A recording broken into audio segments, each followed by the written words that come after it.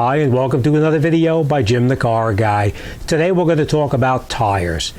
I had an incident at work today that a customer came to me a couple of days back and they wanted a price on tires, so I gave them a price on the exact replacement tire that belongs on the vehicle. They go to a big box tire type store and they go and they get a price on the tires, and they come back to me and they said the big box store, the tires are considerably cheaper than the tires that I'm selling them. So I tried to explain to the customer exactly what you need to have on your vehicle versus what they were trying to sell him.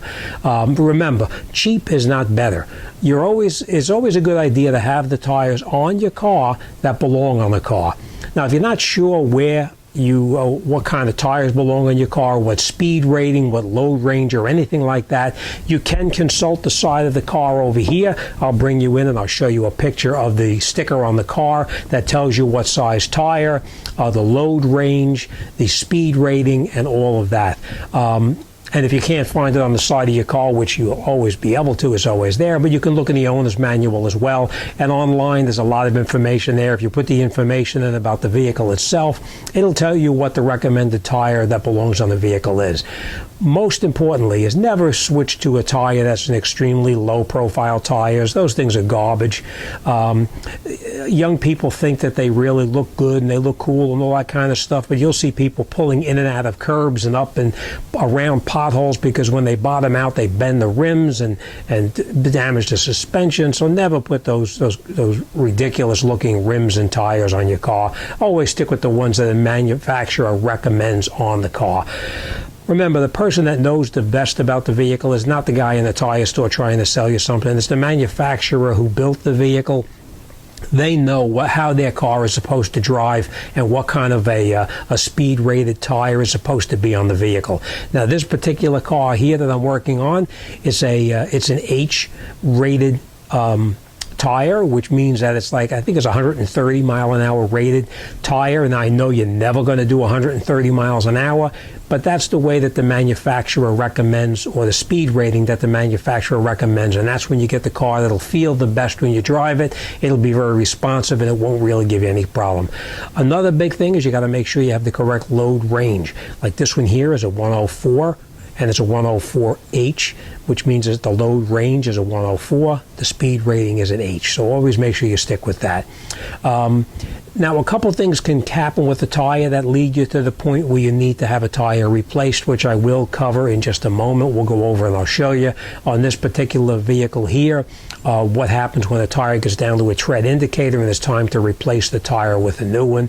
The other problem you run into is you'll get what's called a cupping or a feathering of the tire itself. You'll run your hand over the tire and you'll feel slight little bumps in the tire, usually on the inside or the outside edges of it, which then would contribute to some kind of a noise while you're driving, which may lead you to believe that there's something going on with the hub bearing or something like that, but it's not. It's just the feathering of the tire that creates that. Okay, so now if you look at the tire here, these are the pieces I was telling you is called a thread indicator.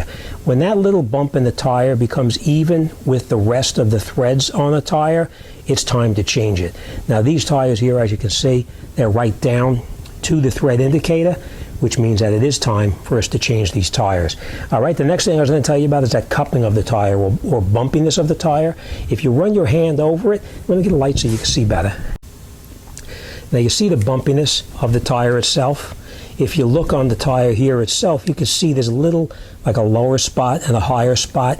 And if you run your hand across it this way here, you'll feel the bumpiness of the tire. And that's what's causing the noise on this particular vehicle. Now the next thing you want to know is you want to make sure you put the correct size tire on there. And the way you can tell, sorry about it being upside down, but you can see this one is 235/65 R17 104H. 104 is the load range, H is the speed rating. So those are the exact size tires we're going to put back on. Now, after you get the tire or get the vehicle up onto the lift and you get the tires replaced, you want to have the front end checked out if you have feathering of the tires, because usually that's an indication that something's loose in the suspension. The tires may be out of balance. The other problem you run into is the alignment could be off, causing it to happen as well. So you probably want to have the alignment checked if you have a feathering of the tire. Now, the way you could tell if you have a hub bearing issue or if you have just a problem with the tires making the noise when you're driving, get on the road, get up to a significant speed, usually at highway speed, and if you just drive the vehicle and you're listening, you'll hear the noise of the noise that you're hearing, and as you hear that noise, just change lanes. Go left side and then back to the right side. And as you change lanes, if the noise gets louder or gets quieter, usually that's a pretty good indication that there's something going on with the hub bearing on there. But, you know, you'll have to drive it to actually see what's going on.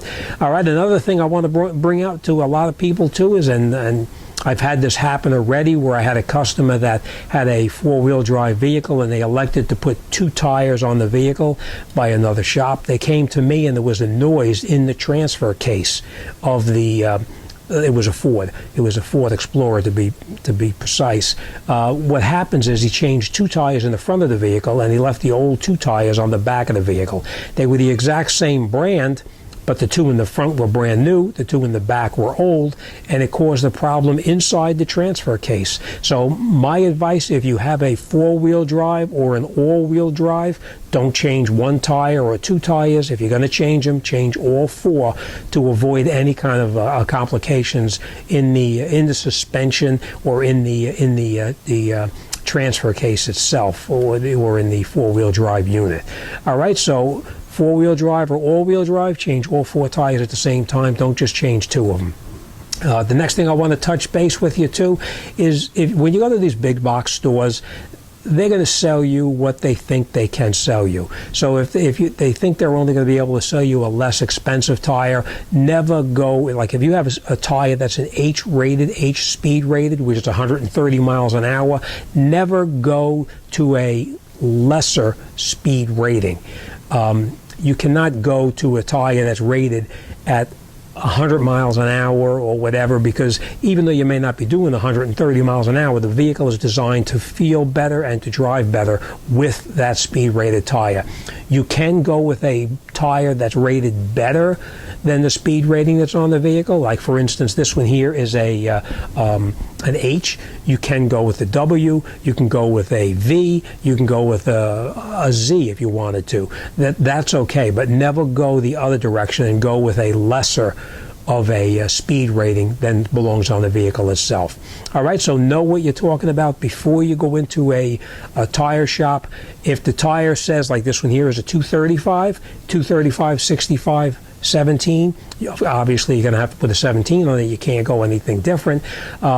But you want to go with the 235 and 65. 65 being the height of the tire from the rim to the ground. It's 65% of the width of the tire. So make sure you don't change the dimensions of the tire. If it calls for a 235, don't put a 215 on there.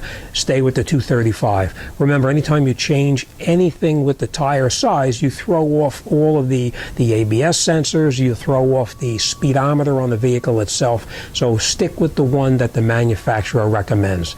All right, I hope I was able to shed some light on the tire situations that's going on out there today. But even though you're tempted to go with a less expensive tire, stick with the one that belongs on the vehicle. Load range, very important. Speed rating, very important. Make sure you stick with those. This is what I was telling you about right here. This is what you're going to find on every tire. It's going to give you the size of the tire. I hope you can see that. It's 235, 65, R17, and it's a 104H.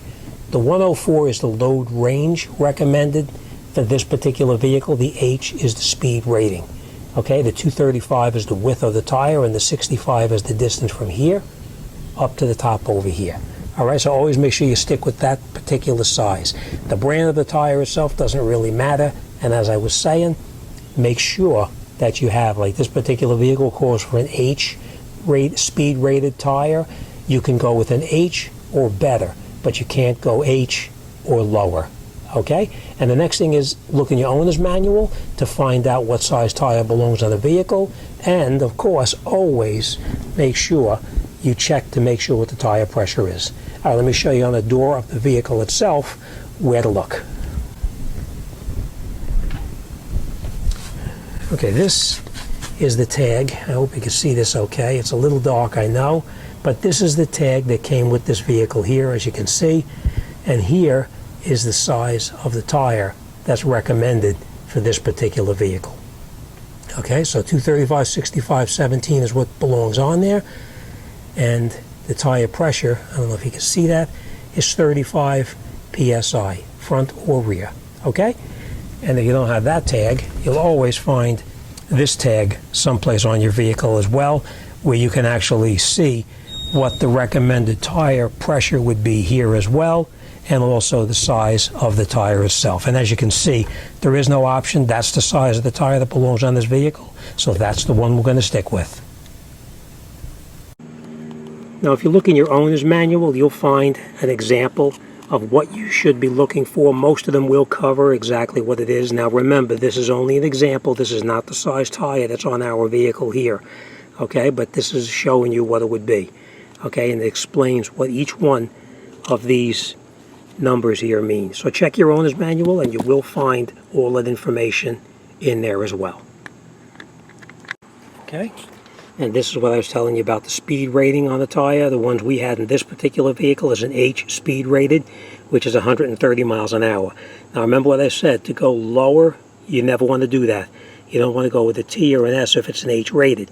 Same thing if it's a V rated. If it's a V rated tire, you do not want to put an H, a T, or an S on it. You only want to go up in the speed rating. All right, but that's an example of what you'll find inside your book as well. All right, as always, thanks for watching, and we'll see you guys on the next one.